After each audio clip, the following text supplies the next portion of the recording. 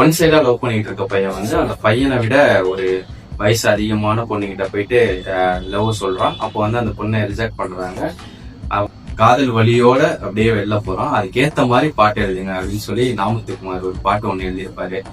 அதில் நான் சக்கரவர்த்தியடா காதல் சொல்ல வந்தேன் அப்படின்னு சொல்லிட்டு ஒரு படம் இருக்கு. அதுல வந்து யுவனோட மியூசிக் இருக்கும். அதே மாதிரி நாமத்துக்குமார் வந்து எல்லா பாட்டையும் எழுதியிருப்பாரு. அதுல வந்து அன்புள்ள சந்தியா அப்படின்னு சொல்லிட்டு ஒரு பாட்டு இருக்கும். அதுல வந்து ஒரு அழகான ஒரு வரி இருக்கும். கோயில் மூடினால் கூட கிளி கவலைப்படுவதே இல்லை, அந்த வாசல் கோபுரம் மீது அதன் காதல் குறைவதே இல்லை. எப்பயுமே வந்து பேசிக்கா நம்ம கோயிலுக்கு போறோம் அப்படின்னா வந்து நடைய சாத்திட்டாங்க அப்படின்னா வந்து எல்லாருமே வந்து டிசப்பாயிண்ட் ஆகி வெளில வந்துருவாங்க.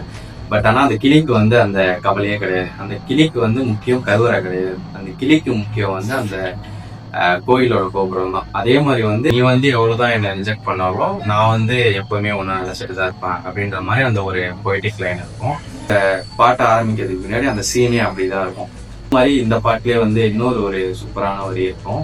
என்றோ யாரோ உன் கையை தொடுவார், இன்பம் துன்பம் எல்லாமே அறிவான், பெண்ணே அது நானாக கூடாதா அப்படின்னு சொல்லிட்டு கரெக்டா தானே எழுதியிருக்காரு.